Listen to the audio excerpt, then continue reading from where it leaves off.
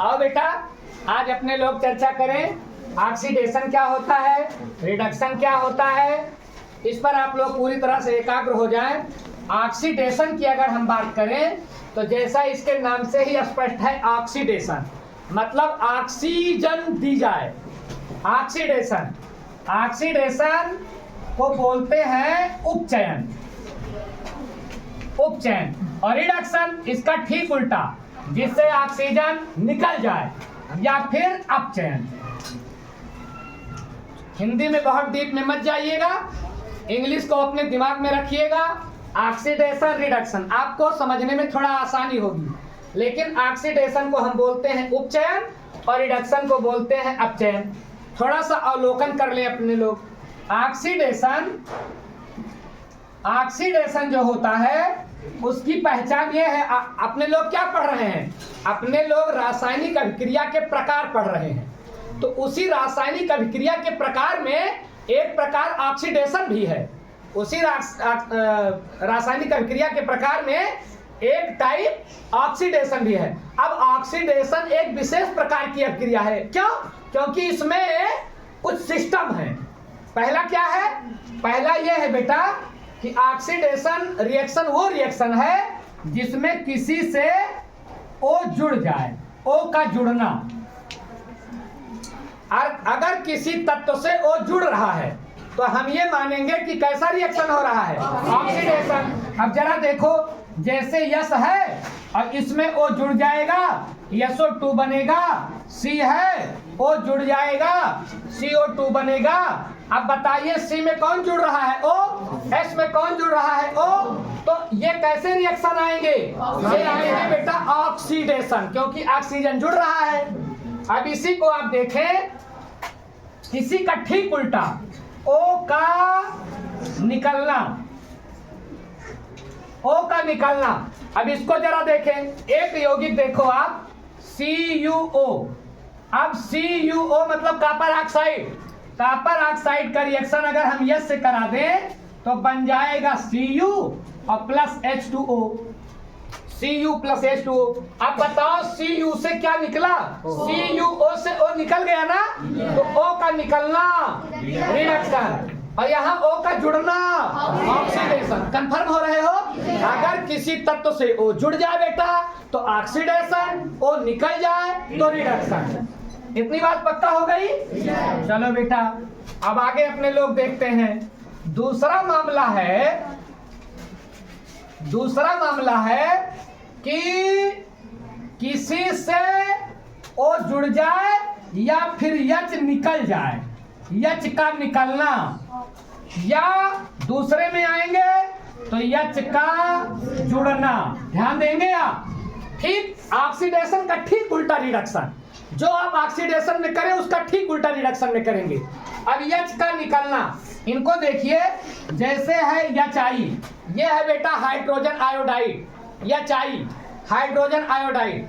अब अगर इसको हम हीट करें तो आ जाएगा H2 और I2, मतलब हाइड्रोजन अलग हो गया, आयोडीन अलग हो गया। अब बताओ क्या कह रहा है, H का निकलना। तो बताइए हाइड्रोजन आयोडाइड से हाइड्रोजन निकल गया कि नहीं निकल गया? और अगर हाइड्रोजन निकल गया तो बताओ कैसा रिएक्शन, ऑक्सीडेशन। पक्का हो रहे हो ना? आप हाइड्रोजन का निकलना, ऑक्सीजन का जुड़ना, ऑक्सीजन का निकलना, हाइड्रोजन का जुड़ना। जरा इधर देखिए बेटा, देखो ये है H2 और ये है सल्फर। अगर इन दोनों को हम जोड़ दें तो बनेगा H2S। अब बेटा देख कर बताओ, S में H जुड़ा ना, तो H का जुड़ना रिडक्शन, H का निकलना ऑक्सीडेशन। कंफर्म हो रहे हो ना? बात एक ही हो रही है, चाहे H निकल जाए और चाहे H जुड़ जाए। देखो बात एक ही हो रही है ना, तो एक ही तरह की बातें होती रही है। अब आगे देखो, O का जुड़ना, O का जुड़ना, H का जुड़ना, H का जुड़ना रिडक्शन। मेरे साथ बिल्कुल, मैं बार बार आपको बताता रहता हूं कि जो है पुराण और कुरान की तरह केमिस्ट्री पढ़िए, पुराण और कुरान की तरह, तब मामला बन जाएगा। मेरे साथ बिल्कुल जुड़े रहिए। H का जुड़ना रिडक्शन और H का निकलना ऑक्सीडेशन। और देखो बेटा, अब इसी को आप कहें, अब देखो O क्या होता है, यही देखो O का परमाणु क्रमांक होता है 8। जब इसका इलेक्ट्रॉनिक विन्यास निकालोगे तो आएगा 2 6 आएगा। मतलब बताओ ऑक्सीजन बेटा कैसा तत्व है, ऋणात्मक, क्योंकि इसको अपनी बाहरी कक्षा में 8 इलेक्ट्रॉन पूरा करने के लिए किसी से 2 इलेक्ट्रॉन लेना पड़ेगा। तो ये विद्युत ऋणात्मक तत्व है, किसी से इलेक्ट्रॉन लेता है तब इसके बाहरी कक्षा में 8 इलेक्ट्रॉन पूरे होते हैं। इसका डिस्कशन अपने लोगों ने पहले के क्लास में किया ही है, तो इसमें कोई डाउट तो होना ही नहीं चाहिए। 2 6, इनको कितना इलेक्ट्रॉन चाहिए, 2।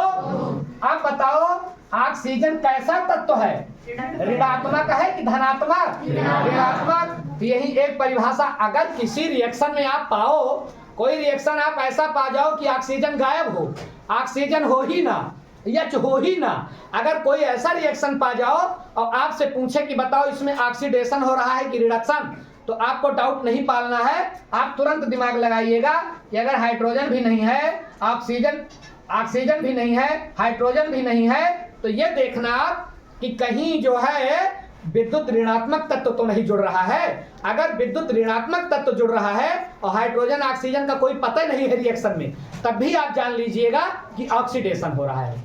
तो इसी परिभाषा को ऐसे बोलिए कि विद्युत ऋणात्मक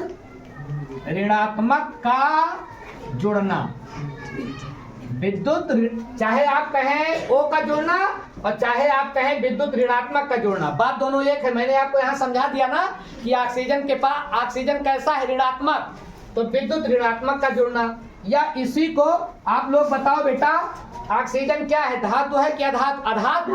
तो इसी को अगर O नहीं जुड़ रहा है और किसी से कोई अधातु जुड़ रही है तो लिख दीजिए अधातु का जुड़ना, अधातु का जुड़ना। और बेटा इससे कोई जुड़ेगा तो अपना इलेक्ट्रॉन देगा कि लेगा? अगर ऑक्सीजन से कोई तत्व जुड़ेगा तो इनको देगा कि लेगा? निश्चित रूप से इनको देगा, क्योंकि ऑक्सीजन के पास है इलेक्ट्रॉनों की कमी। कंफर्म हो रहे हो ना? तो इसी को आप एक और बोल दीजिए, इसको आप बोल दीजिए, अच्छा जब कोई इनको इलेक्ट्रॉन देगा तो बेटा वही इलेक्ट्रॉन देगा जिसके पास इलेक्ट्रॉन ज्यादा होगा। तो इसका मतलब वो धनी है, वो धनी है, और धनी है इलेक्ट्रॉन देगा, तो फिर हम इसको बोलेंगे बेटा, और जब वो देगा तो उसकी ऑक्सीकरण संख्या बढ़ जाएगी, उसकी ऑक्सीकरण संख्या बढ़ जाएगी। अभी हम उदाहरण से आपको बताएंगे। ऑक्सीकरण संख्या का बढ़ना, ये कैसे? ये 5 बिंदु आप याद रखोगे बेटा।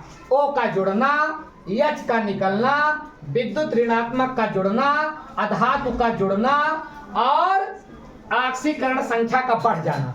अगर इतने लक्षण किसी रिएक्शन में दिख रहे हैं देन यू कैन से कि ये ऑक्सीडेशन हो रहा है। इतने, अगर वो नहीं जुड़ रहा है, वो है ही नहीं, गायब है वो, लेकिन ऑक्सीकरण संख्या किसी तत्व की बढ़ रही है, तब भी आप जान जाओगे कि ऑक्सीडेशन रिएक्शन है। और इधर जरा देखिए आप, इधर जो है इसी का ठीक उल्टा कर लीजिए। अब इसमें क्या होगा? रिडक्शन में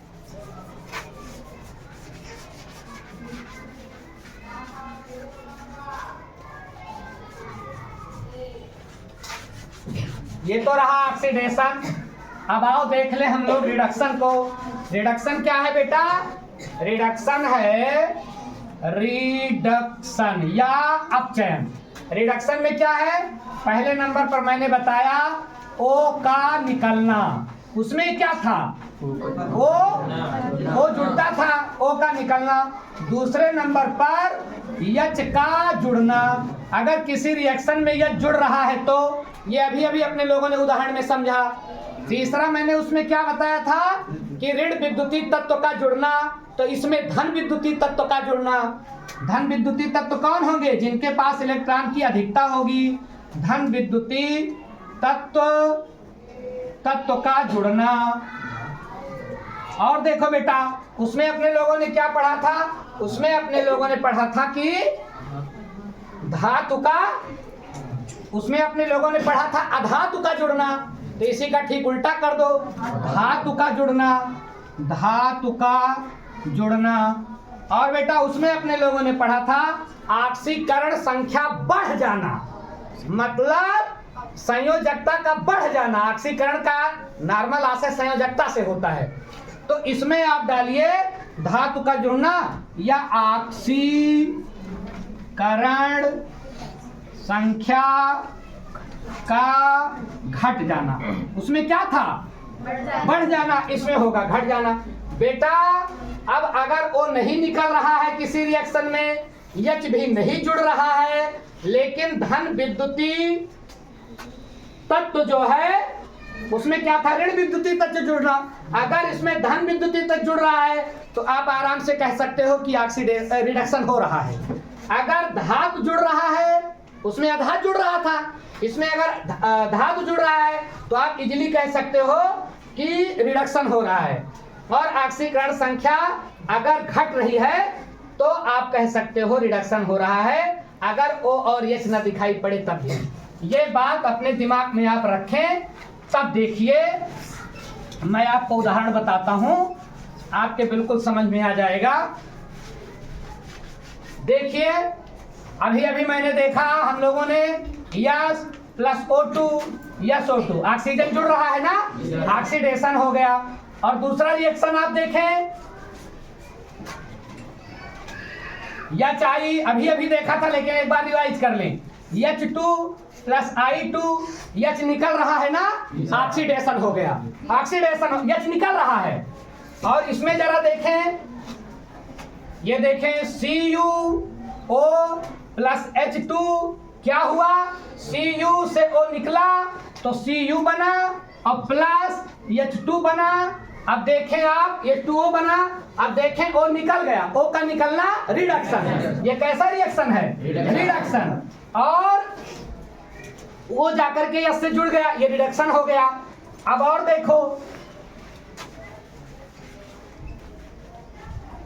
इसको देखें आप, H2 और S से जुड़ गया तो बनेगा H2S।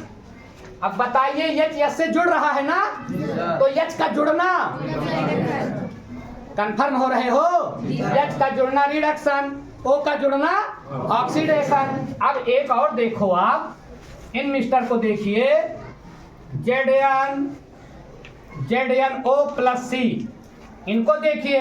अब Zn से O निकल रहा है, Zn से O निकल रहा है, Zn और प्लस CO, तो Zn से O निकला ना, तो O का निकलना रिडक्शन। तो बताइए Zn का क्या हो रहा है? रिडक्शन। और यही एक बात बेटा और ध्यान रखो, अब Zn से O निकल रहा है तो Zn का तो हुआ रिडक्शन, लेकिन C से O जुड़ रहा है तो O का जुड़ना ऑक्सीडेशन। अब बताओ इनका तो हो रहा है रिडक्शन और इनका हो रहा है ऑक्सीडेशन। ध्यान से सुनिएगा, Zn से O निकला और C से O जुड़ा तो इनका हुआ रिडक्शन, इनका हुआ ऑक्सीडेशन। बेटा दुनिया में जितनी अभिक्रियाएं होती हैं उसमें से 95% अभिक्रियाएं ऐसी होती हैं जिसमें ऑक्सीडेशन और रिडक्शन दोनों साथ होते हैं। तो ऑक्सीडेशन और रिडक्शन अगर साथ होते हैं बेटा, तो ऐसी अभिक्रियाओं को हम बोलते हैं रेडॉक्स अभिक्रिया, रेडॉक्स रिएक्शन। अब बताओ इसमें ऑक्सीडेशन और रिडक्शन दोनों साथ साथ हो रहे हैं कि नहीं? किसी का हो रहा है ऑक्सीडेशन और किसी का हो रहा है रिडक्शन। तो ये अभिक्रिया बेटा कैसी अभिक्रिया कहलाएगी? ये रेडॉक्स अभिक्रिया कहलाएगी। तो अगर आपसे पूछा जा रहा है कि what do you mean by redox, तो रेडॉक्स में घबराना नहीं है, ऑक्सीडेशन हो और प्लस रिडक्शन हो तो रेडॉक्स हो जाती है। अब देखो बेटा एक बात यही और समझ लो, ZnO ने किसको ऑक्सीकृत किया? किसको ऑक्सीजन दिया? ZnO ने C को ऑक्सीजन दिया, तो इसका मतलब ZnO ने C को ऑक्सीकृत किया। तो इसीलिए बेटा ये ZnO ने C को ऑक्सीजन दिया ना, तो इसलिए ZnO कहलाएगा ऑक्सीकारक। क्या कहलाएगा बेटा? ऑक्सीकारक या ऑक्सीडेंट, ऑक्सीडेंट या ऑक्सीडाइजिंग एजेंट, इनको बोलेंगे ऑक्सीडाइजिंग एजेंट। क्यों? क्योंकि ये किसी को ऑक्सीजन दे करके उसको ऑक्सीकृत कर रहे हैं। समझ रहे हो बात। और सी ने क्या किया, सी ने इनका ऑक्सीजन लिया, मतलब इनका कराया रिडक्शन। अगर सी ना होता तो क्या ZnO का रिडक्शन होता, ना होता। तो बेटा सी कहलाएगा रिड्यूसिंग एजेंट। रिड्यूसिंग एजेंट मतलब ये कहलाएगा अपचायक, ये कहलाएगा अपचायक। तो ध्यान रखना बेटा, जिसका होता है ऑक्सीडेशन, मेरे साथ बिल्कुल जुड़े, जिसका होता है ऑक्सीडेशन वो कहलाता है अपचायक, और जिसका होता है रिडक्शन वो कहलाता है ऑक्सीकारक। इसको ध्यान रखिएगा। ऑक्सीकारक वो हैं जो किसी को ऑक्सीजन देते हैं, और अपचायक कौन है, जो किसी से ऑक्सीजन ले लेते हैं। इसीलिए आप लोगों ने सुना होगा कि अक्सर टीवी वगैरह में एड में आपने सुना होगा कि प्रचार आता है और उस प्रचार में बोलता है वो कि ये एंटीऑक्सीडेंट क्रीम है, एंटीऑक्सीडेंट क्रीम है। क्यों? क्योंकि चेहरे पर जब आप वो क्रीम लगाते हो तो उस क्रीम में जुड़े हुए हैं एंटीऑक्सीडेंट। एंटीऑक्सीडेंट का आशय होता है बेटा कि जो हमारी त्वचा को ऑक्सीजन से रिएक्शन ना करने दें। अब आप सोच रहे होंगे कि सर ये त्वचा से ऑक्सीजन रिएक्शन क्यों ना करने पाए, तो आप जान लीजिए ऑक्सीडेशन का एक मतलब ये भी होता है सड़ना, जलाना। जैसे लकड़ी से लकड़ी का ऑक्सीडेशन होगा तो लकड़ी जल जाएगी भैया, ऑक्सीजन से रिएक्शन ही तो ऑक्सीडेशन कहलाता है। अभी मैंने सी के साथ ओ का ऑक्सीडेशन कराया तो इसका मतलब सी जल गई ना, लकड़ी जल गई ना। ठीक वैसे हमारी त्वचा का क्षय होगा। अगर हमारी त्वचा ऑक्सीडेंट मतलब हमारी त्वचा के साथ ऑक्सीकरण की क्रिया होगी तो हमारी त्वचा जलेगी। और एक उदाहरण आपको मैं बताऊं, आप खाना रखते हो घर में, खाना रखते हो, अगर खाना को आप खुली हवा में छोड़ देते हो तो खाना को जब आप खुली हवा में छोड़ देते हो तो खाना 12 घंटे बाद 24 घंटे बाद खराब नहीं हो जाता हवा में छोड़ने पर, बाहर रखने पर। इसका मतलब खाने का क्या हो गया, ऑक्सीकरण हो गया, खाना सड़ गया। इसको बोलते हैं विज्ञान की भाषा में रेंसिडिटी या विकृत गंधिता, रेंसिडिटी या विकृत गंधिता। इसीलिए तो बेटा खाने को हम लोग फ्रिज में रख देते हैं। तो फ्रिज में क्या फायदा होता है रखने से, क्योंकि वहां ऑक्सीजन जाने नहीं पाती है, हवा जाने नहीं पाती। फ्रिज का दरवाजा हम लोग बंद कर देते हैं ना, ताकि वो वहां जाने न पाए और खाना सड़ने से बच जाए। और वहां टेम्परेचर भी लो होता है, टेम्परेचर लो होता है। डेड बॉडी को बर्फ के पास क्यों रखते हैं, ताकि ऑक्सीडेशन डेड बॉडी का ना होने पाए। लाश को हम बर्फ में क्यों रखते हैं, खराब ना होने से बचाने के लिए, ताकि डेड बॉडी का ऑक्सीडेशन ना होने पाए। तो बताओ ऑक्सीडेशन अपने लोगों के लिए फायदेमंद है, नुकसानदायक? बहुत नुकसानदायक है। आप लोहे को खुले में छोड़ दें, लोहा कुछ दिन के बाद आप देखते हो जंग लग जाता है, तो लोहे के साथ क्या हो गया, लोहे के साथ ये ओ ने रिएक्शन कर लिया, और रिएक्शन करके मूर्छा जिसको आप बोलते हो जंग लगना, लोहा खराब हो गया। अब बताइए ऑक्सीडेशन की क्रिया से नुकसान हो गया कि नहीं? इसको बोलते हैं संक्षारण। विज्ञान की भाषा में इसको हम बोलते हैं संक्षारण, लोहे पर जंग लग जाना। अब लोहे पर जंग लग गया तो किस क्रिया से लगा? अब देखें आप, इसको भी जरा आप देख ले। ऑक्सीडेशन और रिडक्शन पढ़ने का बेटा यही फायदा है कि कैसे अपने जीवन में हम ऑक्सीडेशन को बचाएं। अब देखो बेटा, ये है लोहा, ध्यान से देखो, Fe, और लोहे को हमने खुला छोड़ दिया तो आप देखते हो 2-4 महीने में लोहे में लग जाता है जंग। और लोहे में जब जंग लग जाता है तो किसकी मदद से लगता है? O की मदद से और पानी की मदद से। अगर आपने पानी के पास लोहा है तो जल्दी जंग लगेगा। इसको आपने अगर नमी वाले स्थान पर लोहा है तो जल्दी जंग लगेगा। इसका रिएक्शन कुछ यूं होता है, और H2O जितना, इसको आप X कर सकते हो। X का मतलब कितना भी, 1 पानी का अणु, 2 पानी का, इसीलिए मैं X। अब लोहे के पास कितना पानी का अणु होगा इसका कोई पैमाना तो है नहीं, तो इसलिए क्या लिख दे रहे हैं, X। घबराना मत कि X क्यों लिख दिए, X का कोई भी नंबर हो सकता है, 1 2 3 4 कुछ भी। अब देखें आप, लोहे से कौन जुड़ा? अब लोहे का क्या हो रहा है बेटा, ऑक्सीडेशन। क्या हो रहा है, ऑक्सीडेशन। तो लोहे पर लग जाएगा बेटा जंग, बन जाएगा Fe2O3। यही जंग का सूत्र है, इंटू H2O। अब जितना H2O रहे इंटू XH2O मैंने लिख दिया है। क्यों लिख दिया X? मैंने बता दिया X का मतलब number of water, number of water. Water. अब बताओ, अगर लोहे को अपने लोगों ने खुला छोड़ दिया तो क्या नुकसान हो गया? जंग लग गया। तो ऑक्सीडेशन से नुकसान हुआ। इसी घटना को हम बेटा बोलते हैं संक्षारण।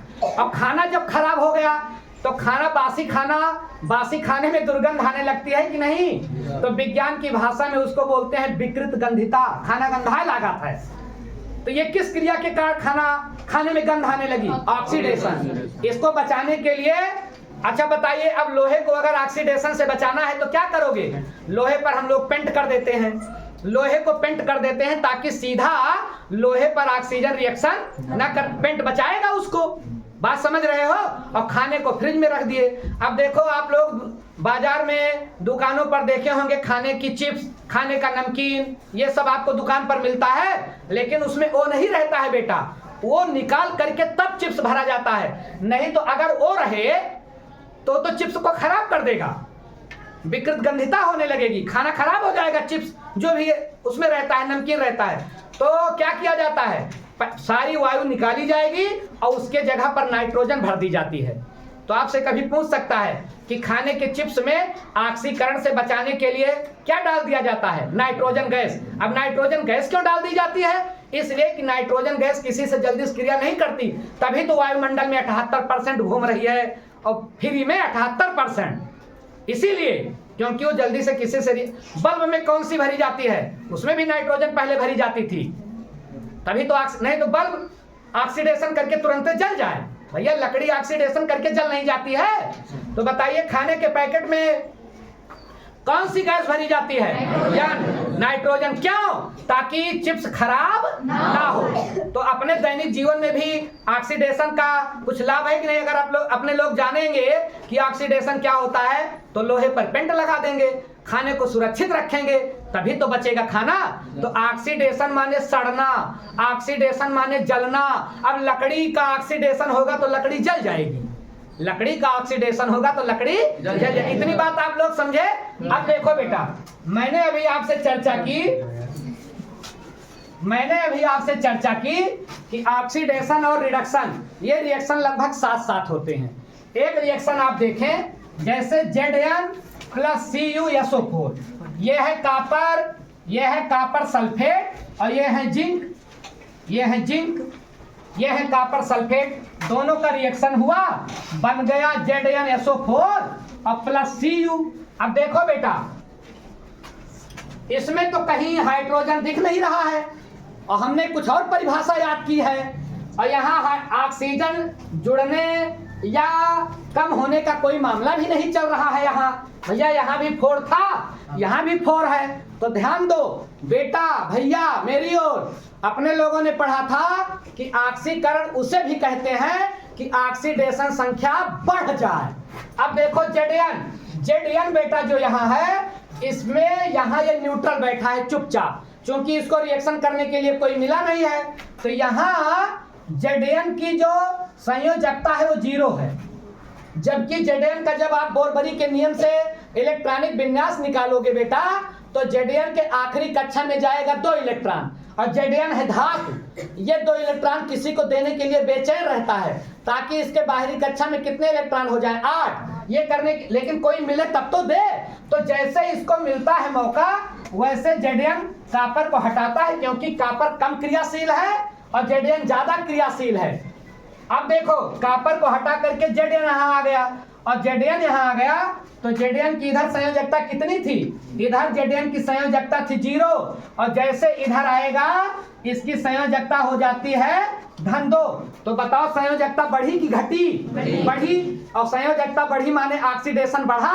ऑक्सीडेशन बढ़ना क्या कहलाएगा? ऑक्सीडेशन बढ़ना कहलाएगा, ऑक्सीडेशन नंबर बढ़ना क्या कहलाएगा? ऑक्सीडेशन। तो ऑक्सीडेशन नंबर बढ़ गया, मतलब संयोजकता बढ़ गई। अब बताओ बेटा, ये क्रिया क्या हो गई? ये क्रिया हो गई ऑक्सीडेशन। लेकिन क्या ऑक्सीडेशन हुआ? ये भी तो ध्यान रखो आप। ये Zn का तो ऑक्सीकरण हुआ, लेकिन CuSO4 से Cu निकला, Cu निकल गया ना, तो बेटा इसका तो हुआ ऑक्सीडेशन, लेकिन इसका हुआ रिडक्शन। अब बताओ बेटा, दोनों क्रियाएं साथ चल रही हैं कि नहीं?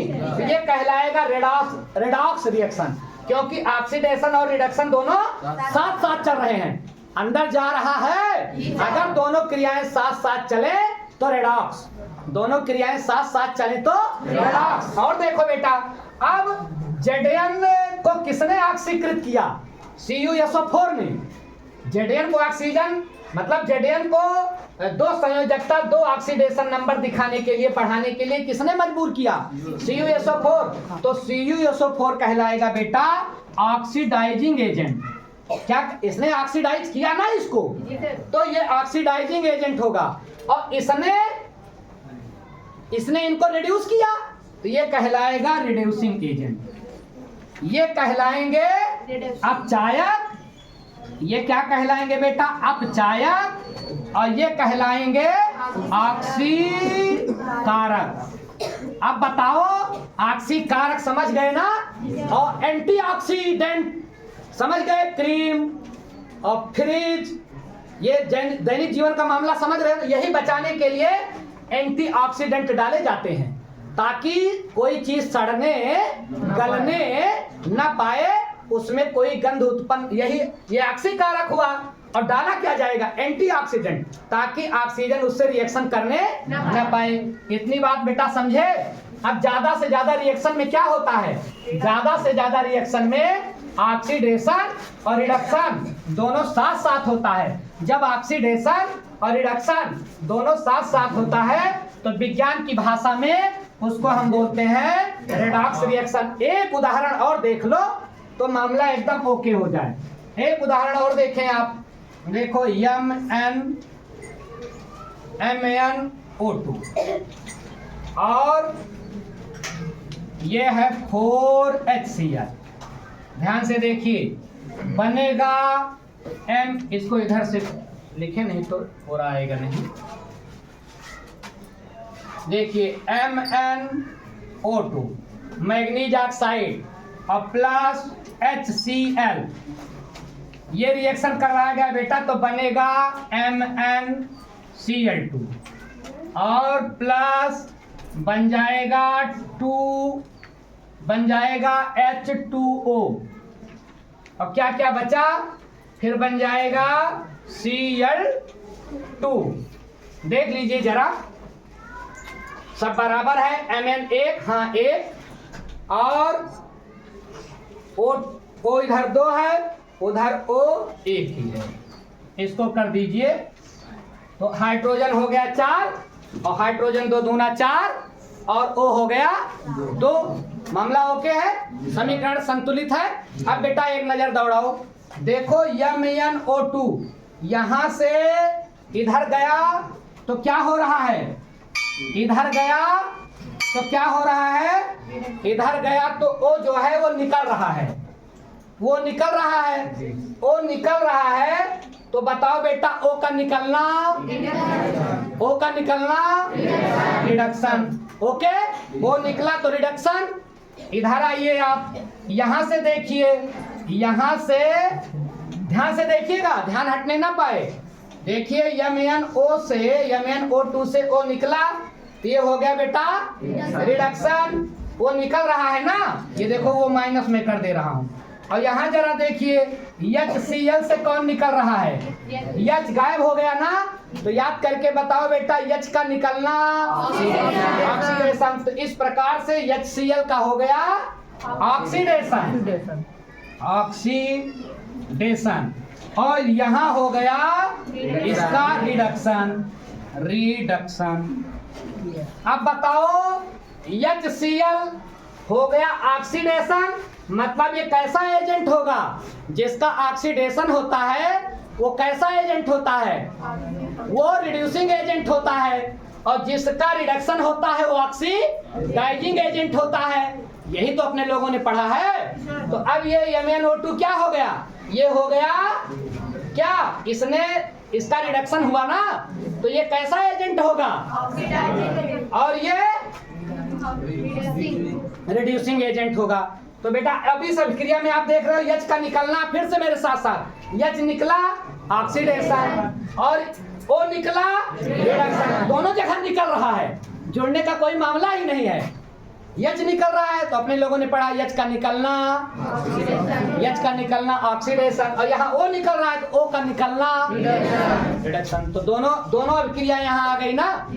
तो मुझे उम्मीद है कि आप लोगों ने ऑक्सीडेशन समझा होगा, रिडक्शन समझा होगा, और दोनों अभिक्रियाएं जब साथ साथ होती हैं तो रिडक्स होता है। और ऑक्सीडेशन रिएक्शन का अपने जीवन में क्या उपयोग है, ऑक्सीडेशन का अपने जीवन में क्या उपयोग है, अपने लोग समझे कि नहीं? अब ये पैकेट में एंटीऑक्सीडेंट क्यों डाले जाते हैं? ताकि चिप्स खराब ना हो, ताकि नमकीन खराब ना हो। ये सबसे ज्यादा जरूरी प्रश्न है। और कौन सी गैस उसमें भरी जाती है? ठीक है बेटा, अब शेष नेक्स्ट क्लास में।